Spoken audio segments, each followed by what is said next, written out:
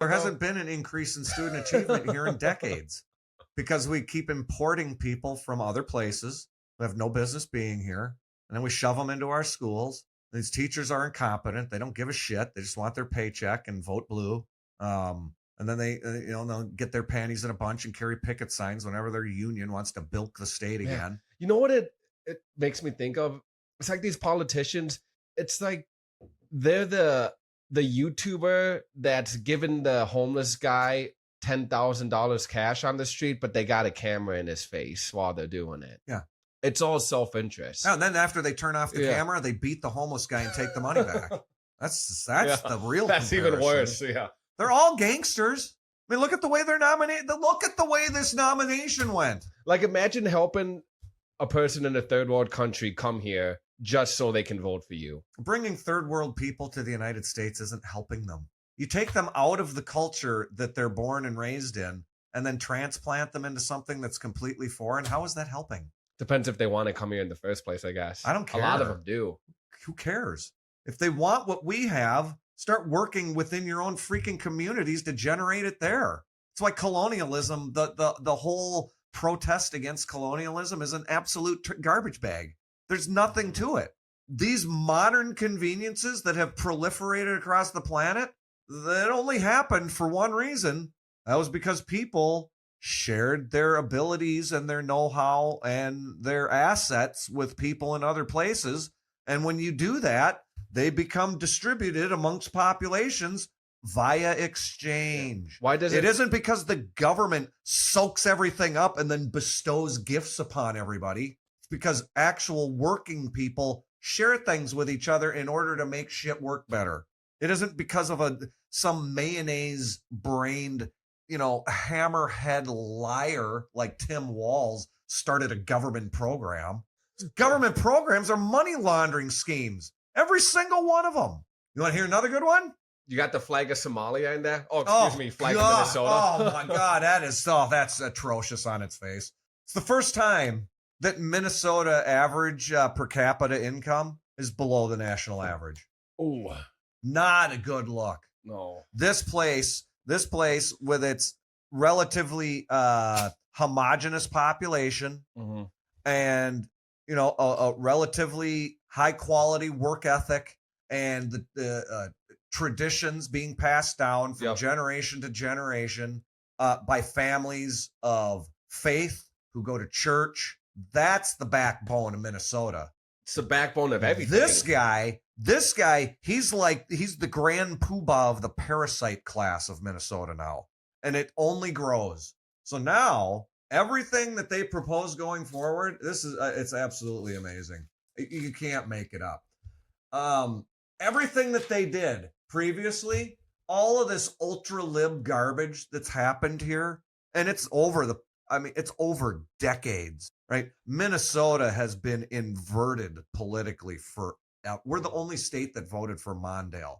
That shows you how stupid or how low IQ the political sense in Minnesota is. I could probably pull this up. I want to look up the last time Minnesota voted red. Do you remember? I was going to say, do you remember off the top? Nixon in 68, maybe? Well, and you can't say the last time it voted red because the Democrats forced a color switch. Election voting history. You have to ask it, when's the last time Minnesota electoral votes went to the Republican nominee? Because the Democrats had to do a color switch because they didn't like being red. Electoral college votes? Yes, sir. 1972. Oh, it was Nixon yeah, you got it right. Okay, I was off by one cycle. So they actually voted for Hubert Humphrey in 68. That's disgusting. So for 42 years, it's been blue. Yeah. That might be I wonder if that's the longest. Now I'm interested to see what's the longest blue state, like the currently. I think there's a bunch of them that are about that around the same time, age. Yeah, I mean, because Reagan came out of California. It just doesn't even seem possible now. All right, back to the list.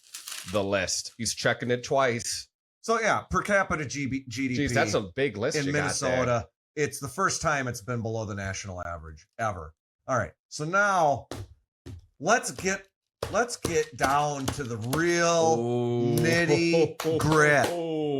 Now, probably the most innocent sounding part of his supposed resume is the teacher bit, Yeah.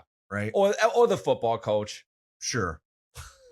So when you think of geography, what does that mean to you? What does geography mean to Yeah. me? Just locations, like good, yeah. You know, You're- where yeah. things are, That's about it. right? You're really good with the map. Yeah. Yeah, that's to do Basically. with maps and locations and names Mhm. and Like types of things, capitals, yeah, like you go to mountain countries and ranges and continents, rivers, yeah, forests. lakes. Another thing might be like the locations of particular sources of different metals, different compounds that are useful for manufacturing and industry. There's a lot of things that are useful to learn within it. Now, just like everything else, this guy was a geography teacher who was not interested in teaching any geography. What was he teaching then? He was teaching his own version of global problem solving through technology. Doesn't sound like geography, does it? No. Because it's not. And that's the way people like him treat the education system. And this is, I'm going to read off a list of 6 words here. Okay.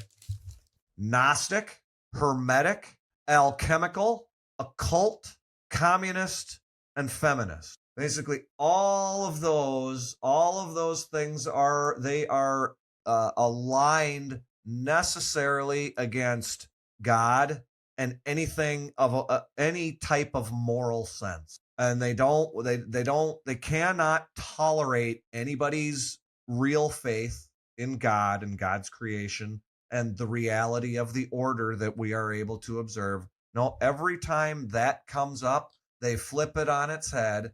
Racist, sexist, bigot, homophobe, and then they go into their spiel about equity and inclusion and all this freaking garbage, right? That's what these 6 words are about.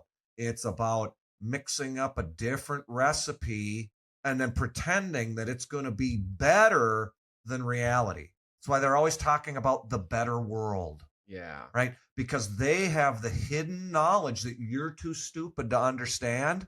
And what they're going to do is they're going to bring it all together to create this utopia.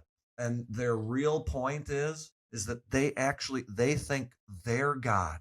They can't tolerate anybody who says, no, you're not God. God is above us and provides the order. They are God, and they'll tell you what the order is. Doesn't matter how insane or destructive it is. That's their entire modus operandi.